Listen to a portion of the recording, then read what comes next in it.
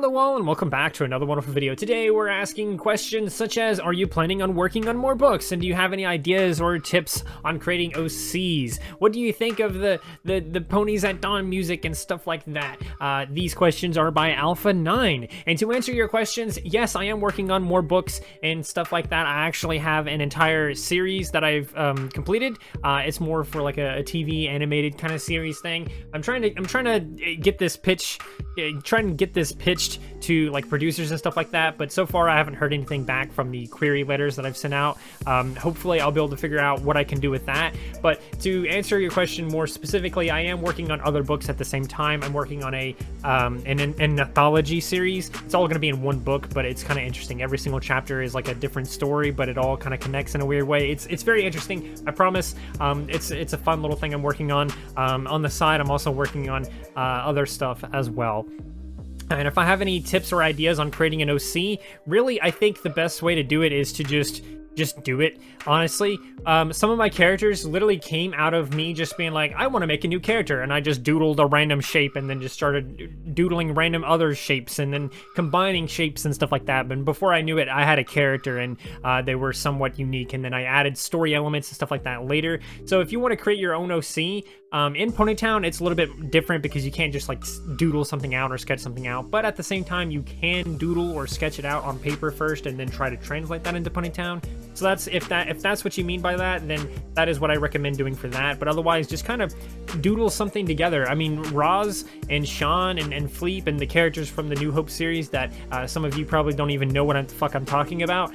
They were all just like doodles that I just kind of just did random shapes, and then boom, there I go. I had a character and stuff like that for this comic that I wanted to make. So if you have a story that you want to tell, just maybe incorporate some elements from that or something, but overall just doodle something until it looks good, and then refine it until you have something that you like. And then of course you can add your own personality and stuff like that into it and story elements later. And what do I think about the Ponies at Dawn music? I've only heard a couple of soundtracks, but they are pretty good.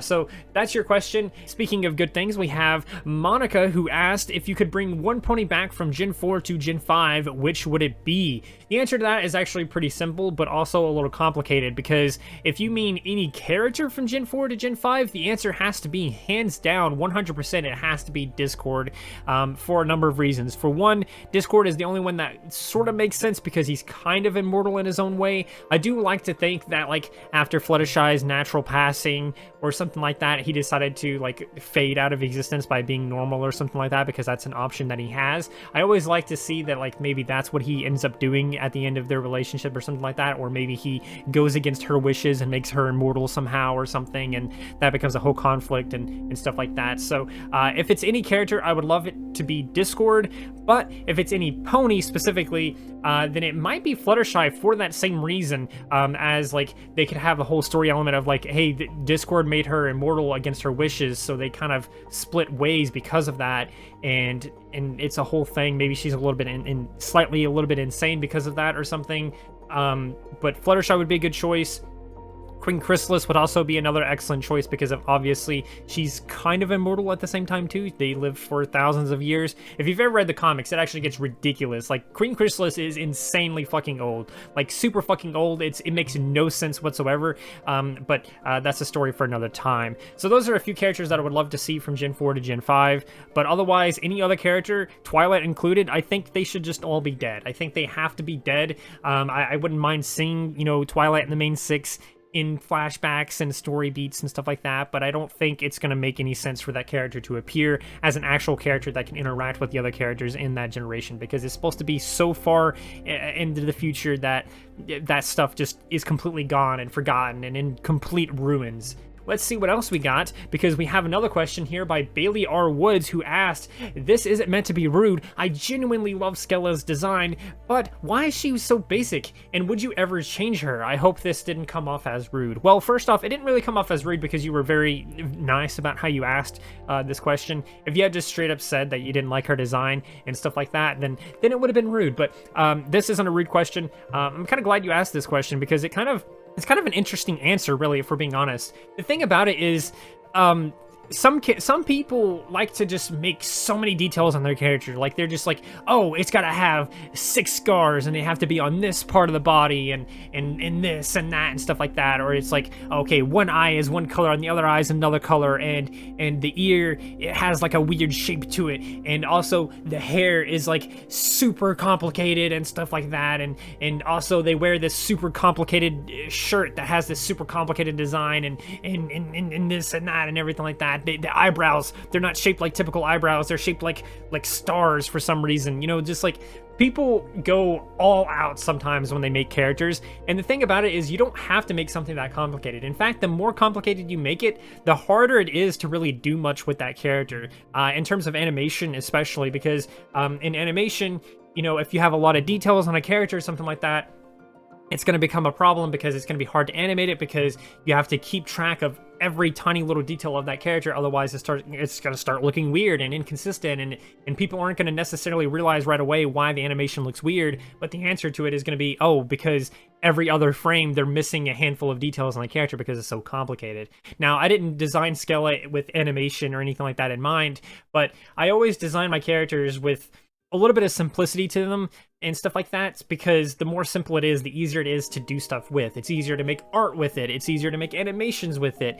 It's easier to write stories about it, because you don't have to sit an entire 2-3 paragraphs describing the character and stuff like that. The more simple it is, the more easy it is to sort of latch onto and enjoy. Because, I mean, look at some of the characters that you know and love, like Mario and Kirby. Kirby is literally a pink ball. That is so fucking simple. Mario, he's a simple dude. He's not super complicated. A lot of the characters that you know and love and enjoy are not super complicated. Hilda from the hit Netflix TV series Hilda, that's an extremely simple character. Ed, and Eddie, all 3 of those characters are extremely simple.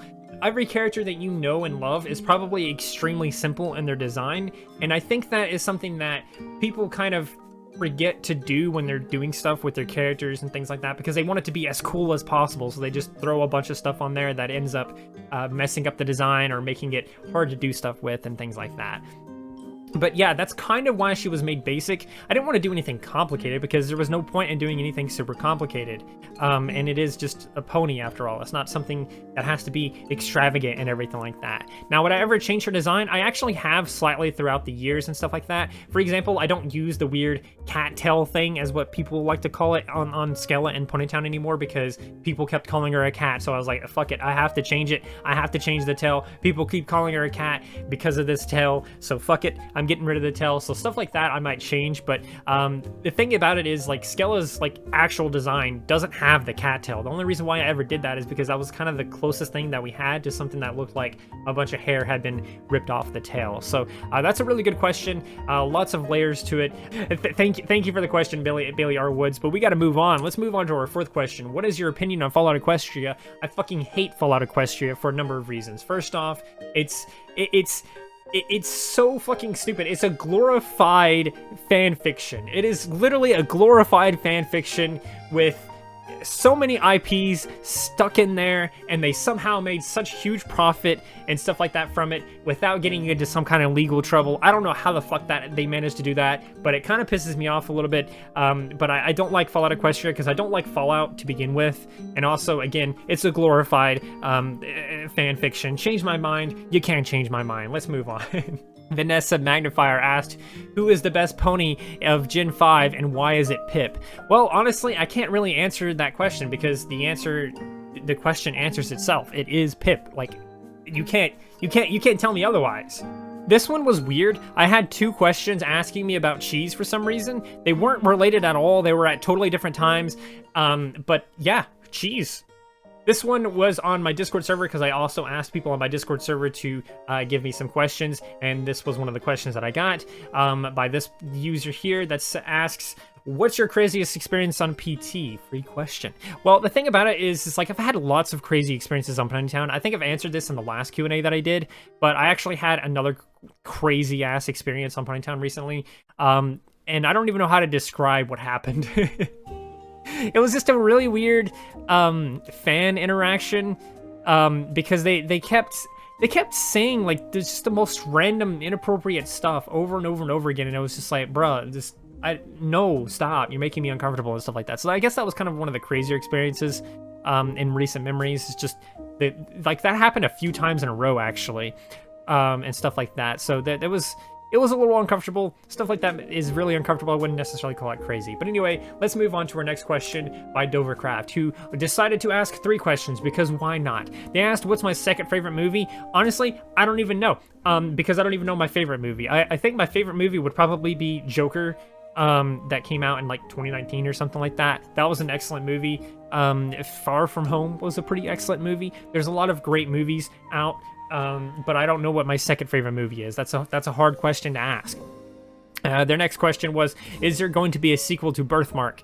I want to do a sequel to Birthmark. I've been writing some stuff, but it's not going to be written in the same way that Birthmark was written, because what I'm doing for the sequel is kind of different. I'm kind of doing a thing where I'm time skipping. Like every chapter is just a time skip, and then it's another chapter in their lives, so to speak. And I think I want to do for the sequel is to just tell the rest of their lives through different chapters and stuff like that. I think that's what I want to do, because that's what I've been doing for a couple of chapters now. And it seems good. It's about 60 pages so far, but it's good so far. It's gonna have to go through a few more drafts, but I think I will release a sequel at some point, maybe even some point this year. I don't know. And have I ever solved the Rubik's Cube? No, but my grandparents had a Rubik's Cube in their like a patio or something like that. It was like a back porch or something. It was like closed in and everything. It's really nice and lovely.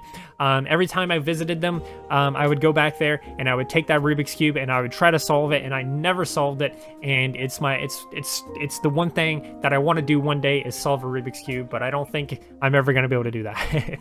But anyway, that's the last question, so I hope you enjoyed yourself here. I hope you enjoyed my answers to your questions and things like that. And yeah, consider becoming a channel member. You get awesome stuff like exclusive videos series with the Minecraft and everything like that. There's a Minecraft round that you can get invited to. There's all kinds of cool things that you can do if you become a channel member. But if you don't want to become a channel member, I sure as heck would appreciate it if you at least liked, subscribed, shared, and did all those wonderful things like that. Because when you do those wonderful things like that, not only do you get access to wonderful content such as this, but you also get to become wonderful for yourself, and I think we all want that.